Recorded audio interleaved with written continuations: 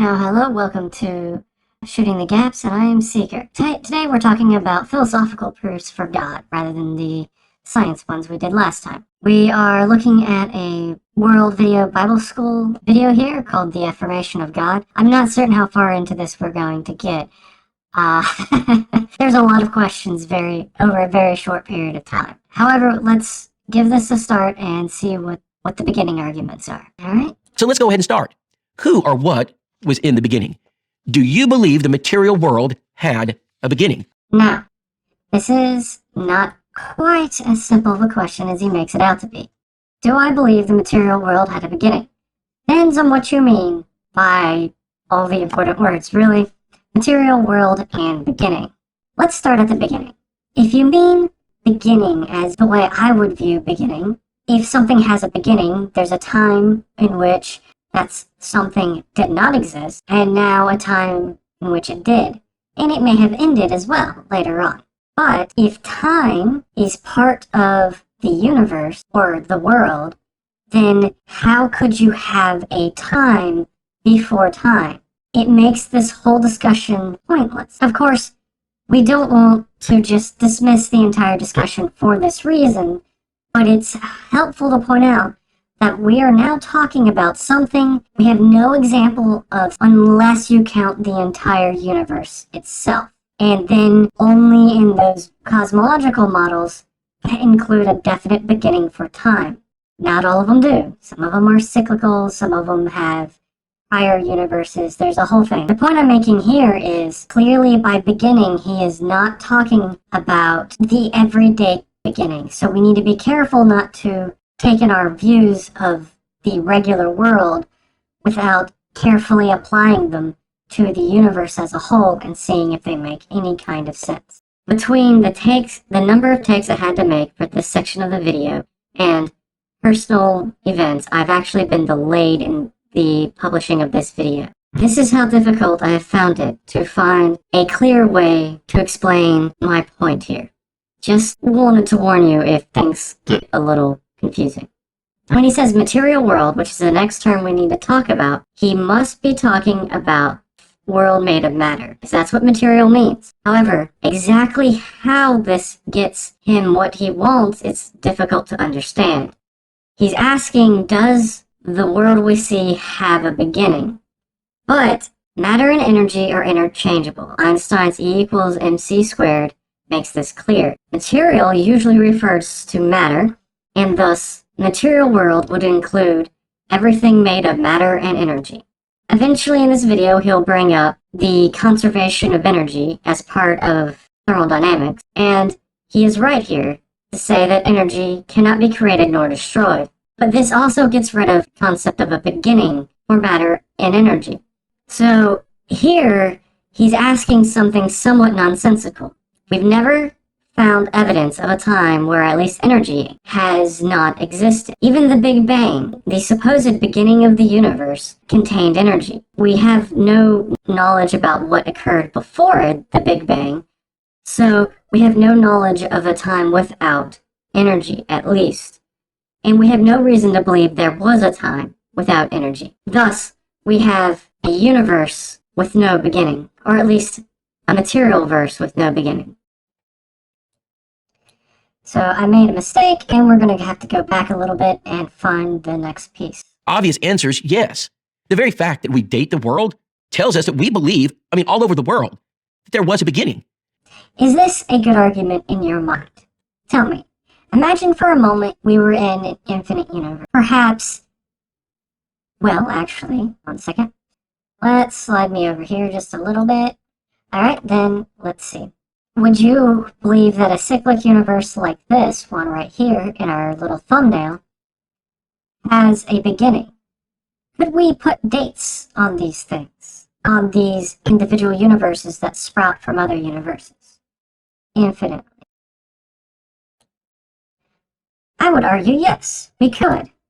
After all, we could make yesterday year 0 and today year 1, and so on and so forth as we move across time.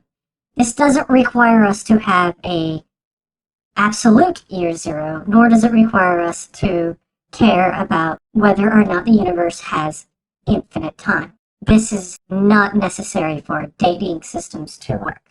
Just as it's not necessary for the 0-inch mark on a ruler to start at one edge of the ruler. We don't need year 0 to technically start at the time edge of the universe. All right, and now we get to the next question. The next question is, do you believe the material world created itself from nothing? Now, you have observed the material world. You've looked at the continents. All right, so he's going to ask, well, let's skip ahead a little bit. Get it here. Have you ever seen anything create itself from nothing? All right, so the problem here is this. What do you mean by nothing? It sounds like he means not anything. The issue is, at no point in time have we ever observed not anything. Even the vacuum of space has something. Electrical fields, gravitational fields, even the quantum fields that dictate electrons and quarks and whatnot. So nowhere has a scientist ever detected something we could actually refer to as nothing. As the slightly complicated language I'm forced to use would suggest, there's a solid argument that you can't detect nothing. After all, anything that could cause an effect one could measure would be something, would it not? And therefore would not be nothing. Why are we talking about this confusing circular component? Mainly it's to get to this. While we have never seen anything created from nothing, we've also never seen nothing. And thus, we can say this is a bad question. It rests on something that appears to be a logical impossibility. If it existed, we could find evidence for it. And if we found evidence for it, well, it couldn't exist. After all, only something can leave evidence behind. While this creates a bit of a headache, there is another problem with this question. This question is begging the question. Specifically, it's saying, do you believe the material world created itself? Where you should be saying, do you believe the material world came into existence from nothing? This would include both creation and natural processes, and therefore would be a more inclusive question that didn't assume the outcome. So the obvious answer is no. Do you believe it is possible that there was an energy in the beginning? Now, this energy cannot be created or destroyed. That could have been responsible for creating the world. Oh boy. Much like the last question, this one assumes creation, which is an act of an intelligence, rather than coming into existence, which would be a more plausible way of explaining what's going on. So that's the first problem. The second problem is, as we've already alluded to in the past, in an earlier question, energy cannot be created or destroyed. Thus, energy was at whatever you might classify as the beginning. So we know there was energy to start with, but to apply responsibility is also begging the question, because a dumb, non-intelligent force does not have responsibility. We might say a lightning strike caused a forest fire, but we would not say that it was responsible for the forest fire in the sense that we would for a person. This is why one has to be careful with your definitions. I also want to know why energy here is in quotation marks, because that seems like you're trying to be really fuzzy on the definition of energy. So that is going to be a problem for us. First of all, in physics, as well as science in general, energy is the capacity for doing work. It can exist in potential energy, or in kinetic energy, or thermal, or nuclear, or other various forms of energy. As long as there's the potential for work to be done, then there is potential energy. There was energy at the beginning of the so-called beginning of the universe, and if that energy was involved with the beginning to exist of the universe, then it would have been a part of the process. However, that's all we can say about it, correct? Let's see what he has to say next. Now notice, I said possible. I'm not requiring at this point in our study that you believe it, you affirm it. I'm just asking, do you believe that's a possibility? Are you open-minded? Well, obviously that answer would be yes. Are you open-minded. He's basically implying that he believes the people he's talking to, people who apparently don't believe in God, will immediately deny that there was energy at the beginning of time.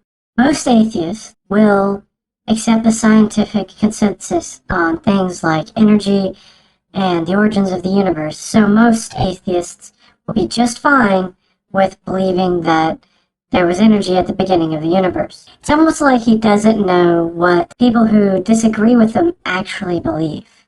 Before we move on, I want to just point out, this is the 2-minute mark of the video, and we've covered 3 questions, actually 4 questions. Do you believe the material world had a beginning? Does dating the world mean it has a beginning? And do you believe the material world came from nothing? And do you believe there could have been energy at the beginning of the material world? So 4 questions, 2 minutes, and there's almost a minute of preamble here. This is a tactic sometimes referred to as gishgat, where so many questions are asked, and in this case, answers given, that the audience is unable to handle it, and people who are going against it have greater difficulty. We are over 12 minutes into my video already, and we've only covered basically 2 minutes of his. As one can see, this tactic is very effective when on one-on-one and proper time to respond and think about cannot be given. Alright, I point this out so that next time you see the tactic, regardless of who gives it out, you can identify it for what it is. The real thing we want to be wary of is that people simply blitzkrieging you with questions and then trying to hold you to your answers of those questions when you clearly haven't had time to properly work on them. I don't consider it a valid tactic, and you shouldn't either. Let's continue. So therefore, the next question is, would you be open to the possibility that this energy could be called God? Now, no, I'm not open to the possibility this energy can be called God.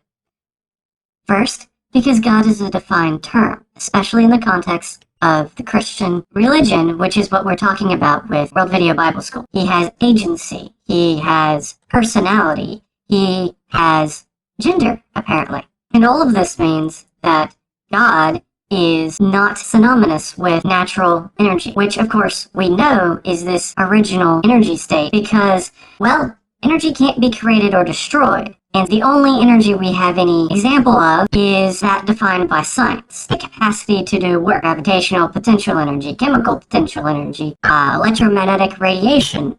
In fact, most of it was probably electromagnetic radiation. Even gravity can be defined as a type of energy, and so we get all the way back to this issue at the beginning of the universe. And it's a kind of energy we can see now and today.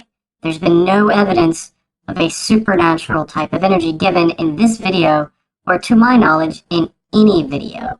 At least no good evidence. Thus, no, I am not open to the possibility that the light streaming in through my window is God. Just gonna go out there and say that. Alright?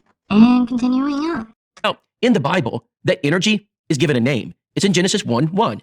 In the beginning, God created the heavens and the earth. So we're just looking at the I just have to ask why that Bible verse is there. It seems out of place, especially because it's so well known that no one's going to be surprised to know that the Bible believed that God was in the beginning. It seems completely unnecessary. Alright, let's keep moving. possibility that that could be true. Now, with that being said, it's time to go to the next section of our study.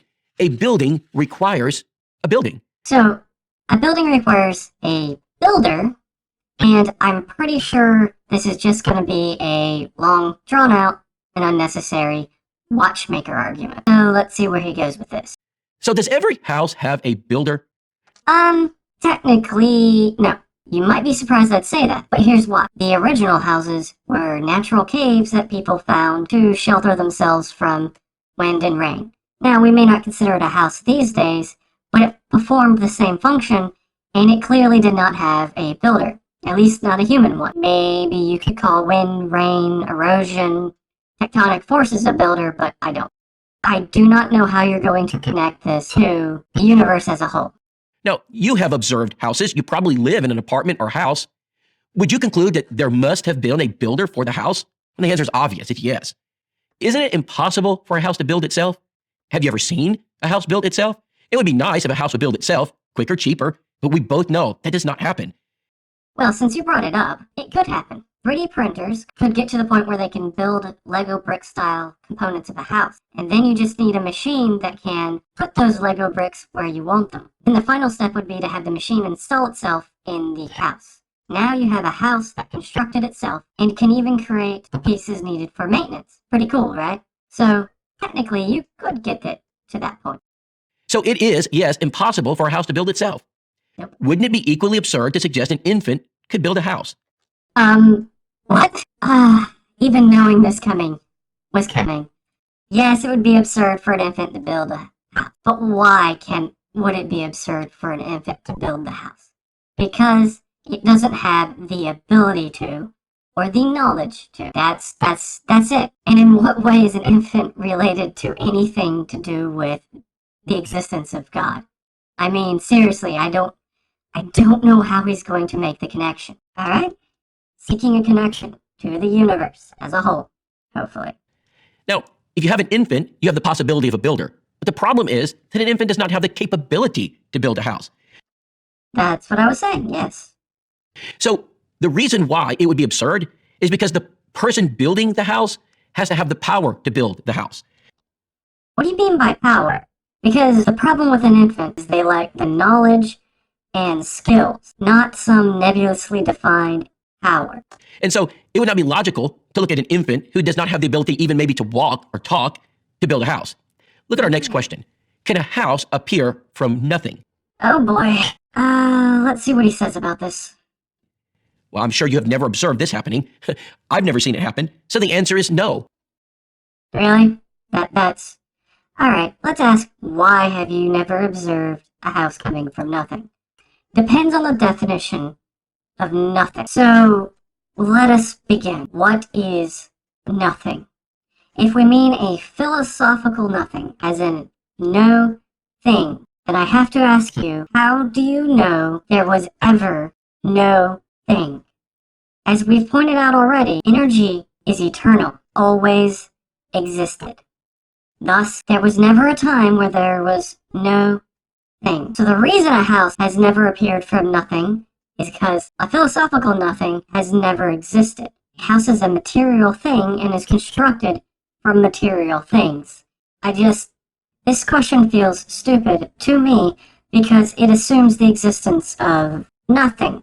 And we have no time period in which such a philosophical concept has ever existed.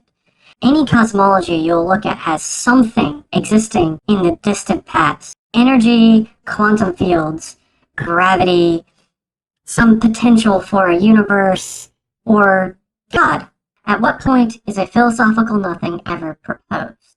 I don't know of any, and I guess I kind of gave the game away here, but this one just sort of bugged me. The goal for this is to make an analogy between a house and the universe, and it just doesn't work. So let's see what he says, continuing on. We have not seen a house appear from nothing.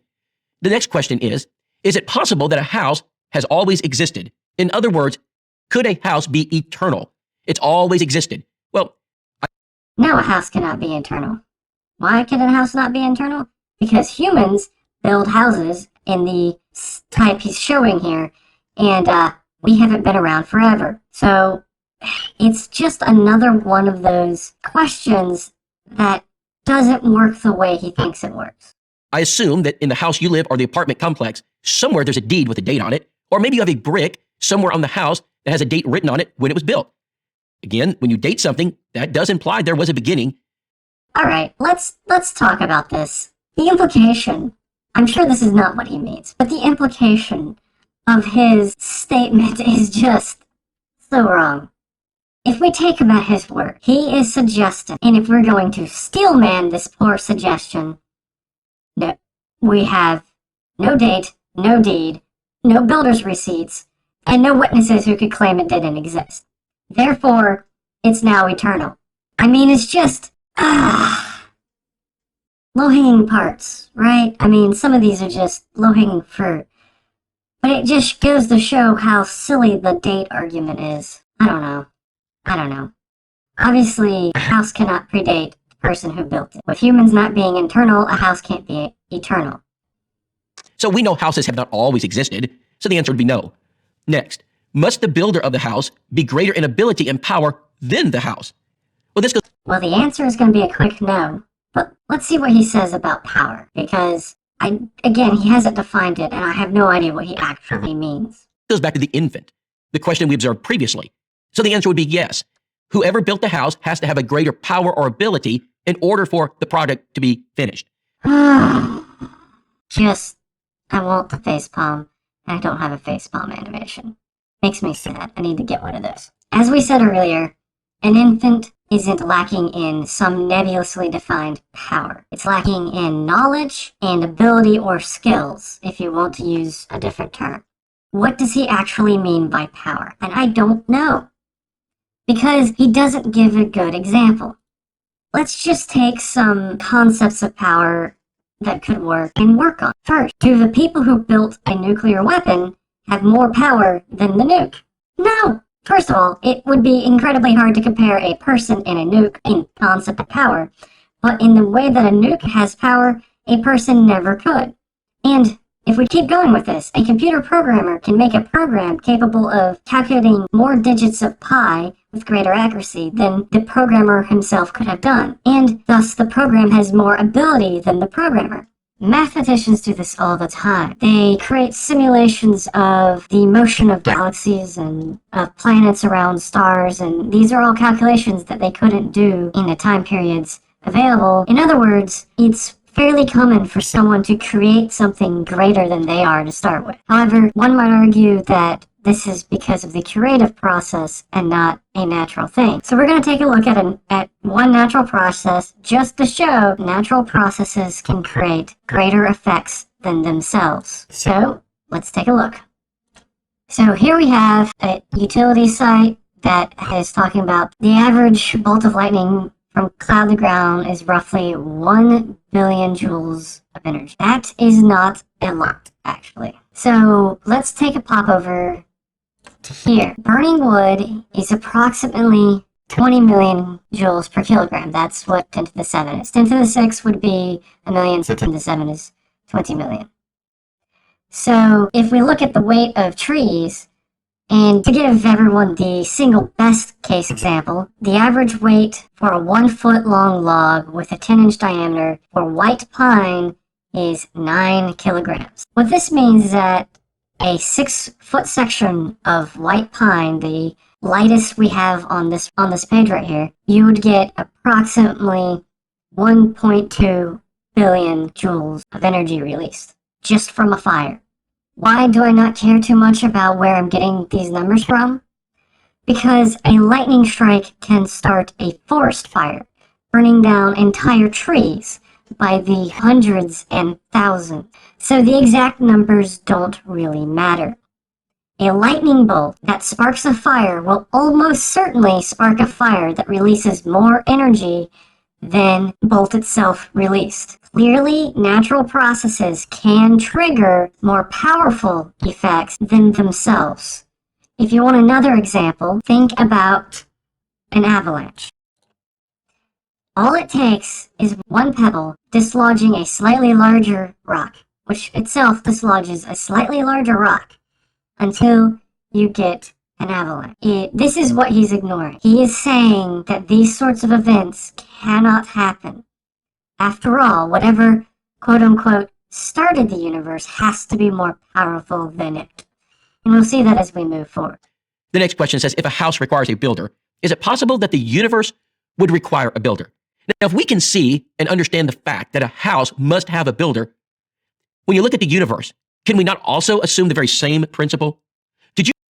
No, we can't. Because we know a house has a builder, not because we look at a house and like, oh, that kind of thing can't be natural. We cannot make this assumption, because if we had never seen a house before, all we could say for certain is a person could build it, but we know of no natural process that can create it. We cannot rule out the possibility of an unknown process, not with even what we know today. However, a universe is one step worse than a building. Why? because we humans build things. We can say, hey, people can actually cut stone to make bricks, or stone building tiles, or whatever.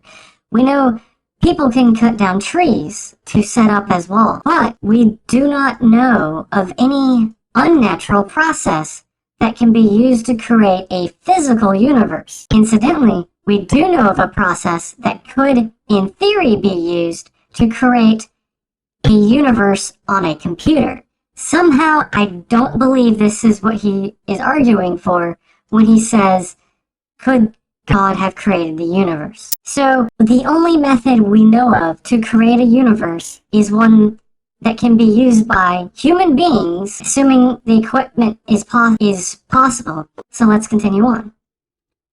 Oops, wrong button. Do you realize that the Bible actually states this? In Hebrews chapter 3 and verse 4, we're getting another Bible verse. I wonder if it's something that you have to believe the Bible to agree with. The writer says, "For every house is built by someone, but he that builds all things is God." Ah, well, yes, you do have to believe the Bible to believe this. Because I don't believe that God built anything, since I don't believe he exists. Now let's look at our next section together. And that's the end of this section. Honestly, I am tired. I actually have more notes to go over, but the next section is just every effect must have a sufficient cause, which is the exact same thing we just finished working on. And we've got 5 minutes and 40 seconds into this single video, and I have recorded more than 23 minutes of rebuttal. If I may come back to this video later, but I feel like I've made my point. So far, he has given us no evidence of God. Every question he's asked has clearly either been, okay, so what's the point? Or, no, that's not how things actually work. And he's going so fast that at this rate, it would take me, let's see, 43 minutes divided by, what's that, 23. If, at the rate I'm currently going, it would take me over 2 hours to fully respond. I hope to get through this whole thing eventually, but I'm going to do other things in between. So far, we don't have any evidence affirming the existence of God. This is S3eker, and thank you for watching. I hope you are not as tired as I. Please, if you enjoyed this, like, subscribe, and have a nice day.